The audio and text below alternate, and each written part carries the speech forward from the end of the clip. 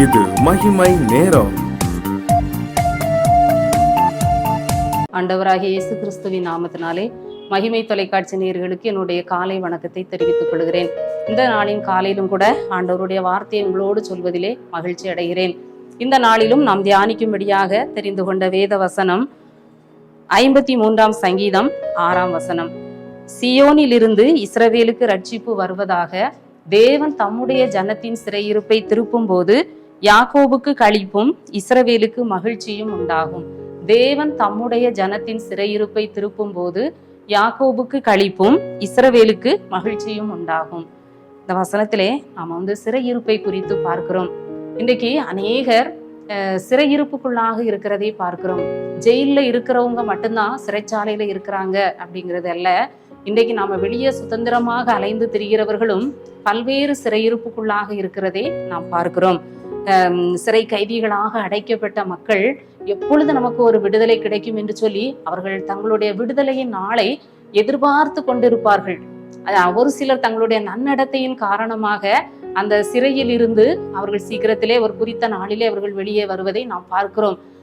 இன்னும் ஒரு சிலர் கடைசி வரைக்கும் அந்த சிறைச்சாலையிலேயே இருந்து மடிந்து போகிறவர்களையும் நாம் பார்க்கிறோம். இன்றைக்கும் கூட உலகத்துல அநேகர் நம் ஜெயிலுக்குள்ள இல்லாவிட்டாலும் நம்ம வெளியே அலைந்து திரிந்தாலும் அநேக சிறையிருப்புக்குள்ளாக நாம் இருக்கிறதை காண்கிறோம்.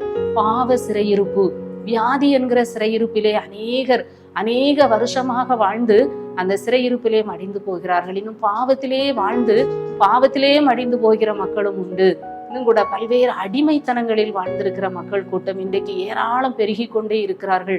தாங்கள் அடிமையாக இருக்கிறோம் என்கிற உணர்வு கூட இல்லாதபடி, தாங்கள் சிறையிருப்பில் இருக்கிறோம் என்கிற உணர்வு கூட இல்லாதபடி அவர்கள் வாழ்ந்து மடிந்து போகிறதை நாம் பார்க்கிறோம்.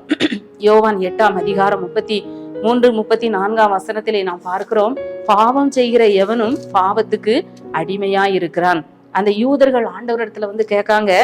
ஆண்டவர் சொல்லுகிறார், சத்தியத்தையும் அறிவீர்கள், சத்தியம் உங்களை விடுதலை ஆக்கும் என்று ஆண்டவர் சொல்லுகிறார். அப்பொழுது யூதர்கள் கேட்காங்க, எதற்கு நாங்க விடுதலை ஆகணும்? அவங்க வாசிக்கிறோம் யோவான் 8ஆம் அதிகாரம் 33ஆம் வசனம். அவர்கள் அவருக்கு பிரதியுத்தரமாக, நாங்கள் ஆபிரகாமின் சந்ததியாராய் இருக்கிறோம், நாங்கள் ஒரு காலம் ஒருவனுக்கும் அடிமையா இருக்கவில்லையே, பின்னை நீர் ஏன் எங்களை விடுதலை ஆவீர்கள் என்று நீர் எப்படி சொல்லலாம்?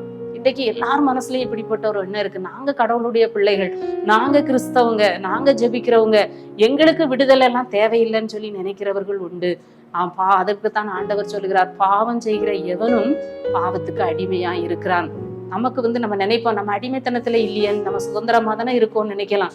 ஆனால் பல்வேறு பாவ சுபாவத்திலே, பாவ காரியங்களில், பாவ பழக்க வழக்கங்களில் ஈடுபட்டு விடுதலை பெற முடியாமல் தவித்து கொண்டிருக்கிற மக்கள் அநேகர் உண்டு. இந்த விடுதலையை பெற வேண்டும் என்று சொன்னால் நாம் விரும்பினா நமக்கு விடுதலை.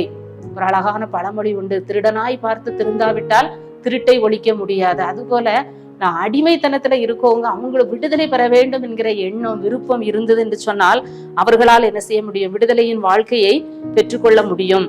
நம்ம நினைக்கிறோம், இதுல இருந்து நமக்கு விடுதலையே கிடைக்காது, இந்த கடன் பிரச்சனையிலிருந்து, இந்த பாவ பழக்கத்திலிருந்து, இந்த வாழ்க்கையிலிருந்து, அடிமைத்தனமான வாழ்க்கையிலிருந்து நமக்கு விடுதலையே கிடைக்காது, நம்ம கடைசி வரை இதுதான் சொல்லி அநேகர் நினைத்து புலம்பி கொண்டிருப்பாங்க.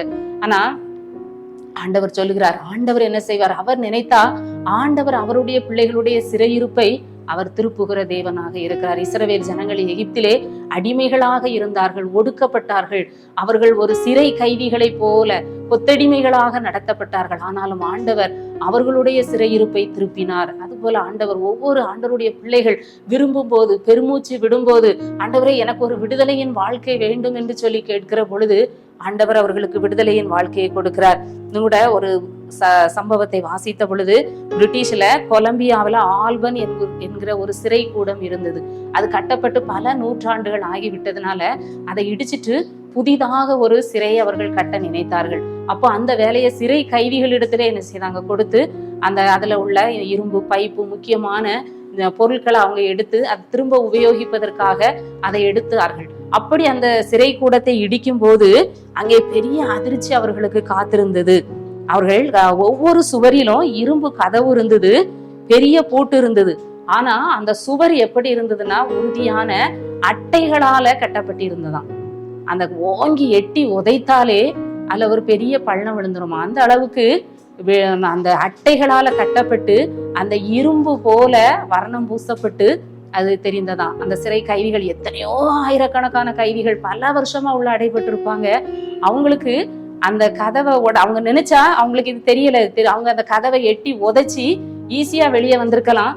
ஆனா அவங்க இது பலமான ஒரு கதவு, பலமான ஒரு சுவர் என்று சொல்லி நினைத்து கொண்டு இதிலிருந்து நம்மளால தப்பி வர முடியாத அளவுக்கு ஒரு பயங்கரமான இடம் என்று நினைத்து தங்களுடைய நாட்களை கழித்திருக்கிறார்கள். அதுக்கு பிறகுதான் அவங்க நினைச்சாங்களா, ஐயோ இது இவ்வளவு ஒரு ஈஸியா இருக்கும்னு தெரிஞ்சிருந்தா நம்ம என்னைக்கோ இதுல இருந்து என்ன செய்திருக்கலாம், இந்த அட்டை கதவு தானே, இந்த அட்டை சுவர் தானே, இதை நம்ம அழகா என்ன செய்திருக்கலாம், தள்ளி வெளியே வந்திருக்கலாமே என்று சொல்லி அவர்கள் வருத்தப்பட்டதாக நாம் வாசித்தோம். பிசாசும் கூட இன்னைக்கு மக்களை என்ன செய்கிறான், பயமுறுத்தி கொண்டிருக்கிறான். நீ இதுல இருந்து விடுபடவே முடியாது, நீ இதுல இருந்து வெளியே வர முடியாது, இந்த பாவத்தில் இருந்து இந்த சூழ்நிலையிலிருந்து உனக்கு விடுதலையே கிடையாது. இன்றைக்கு அநேகர் அப்படி நினைத்து கொண்டிருக்கிறதை நாம் பார்க்கிறோம். இனி நம்மால வாழ முடியாது, இனி நம்மால வெற்றியுள்ள வாழ்க்கை வாழ முடியாது, இனி கஷ்டம், இனி இவ்வளவுதான் அப்படியெல்லாம் என்று சொல்லி நாம் நினைக்கிறவர்கள் உண்டு. ஆனால் ஆண்டவர் சொல்லுகிறார், தேவன் தம்முடைய ஜனத்தின் சிறையிருப்பை அவர் திருப்ப வல்லவர். வியாதி என்கிற சிறையிருப்பாக இருக்கலாம், கடன் என்கிற சிறையிருப்பாக இருக்கலாம், இன்னும் பாவம் என்கிற சிறையிருப்பாக இருக்கலாம், இன்னும் மனிதர்களால் வருகிற சிறையிருப்புகளாக இருக்கலாம். எந்த சூழ்நிலையும் இந்த வசனத்தை நாம் திரும்ப திரும்ப வாசிக்கிற பொழுது ஒரு சந்தோஷம் நமக்குள்ளே உண்டாகிறது.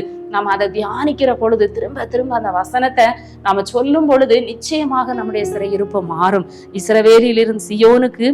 இஸ்ரவேலில் இருந்து ரட்சிப்பு வருவதாக தேவன் தம்முடைய ஜனத்தின் சிறையிருப்பை திருப்பும் போது யாக்கோபுக்கு களிப்பும் இஸ்ரவேலுக்கு மகிழ்ச்சியும் உண்டாகும். நம்முடைய வாழ்க்கையிலே ஆண்டவர் நம்முடைய சிறையிருப்பை மாற்றி நமக்கு களிப்பையும் மகிழ்ச்சியும் கொடுக்க வல்லவராக இருக்கிறார். இந்த காலை வேளையிலே அந்த ஆண்டவரை நாம் நோக்கி பார்ப்போம். இருளின் அந்தகாரத்தின் இன்று எங்களை விடுதலையாக்கி தமது அன்பின் குமாரனுடைய ராஜ்யத்துக்கு எங்களை உட்படுத்துகிற தேவாதி தேவனே, உம்மை துதிக்கிறோம், உம்மை ஸ்தோத்தரிக்கிறோம். இருளின் காரியத்தில் இருந்து, இருளிலிருந்து எங்களுக்கு விடுதலையை கொடுக்கிற தேவன், இருளான காரியங்களில் இருந்து எங்கள் சிறையிருப்பை திருப்புகிற தேவன். ஆண்டவரே, நீர் எங்களை ஆண்டவரே சிறையிருப்பை திருப்பி எங்களை மகிழ்ச்சி அடைய பண்ணுகிற தேவனாக இருக்கிறீர். யார் யாரெல்லாம் ஆண்டவரே சிறையிருப்பில் இருந்து கொண்டு கர்த்தாவே ஒரு விடுதலைக்காக ஏங்கி கொண்டிருக்கிறார்களோ ஒவ்வொருவர் வாழ்க்கையிலும் கர்த்தர் ஆண்டவர் அவர்கள் சிறையிருப்பை திருப்பி மெய்யான விடுதலையின் சந்தோஷத்தையும் கொடுக்கும்படியாய் ஜெபிக்கிறோம். இந்த நாள் முழுவதும் எங்களை காத்து வழி நடத்தும் மீட்பர் இயேசு கிறிஸ்துவின் மூலம் ஜெபங்கேளும் நல்ல பிதாவே, ஆமென்.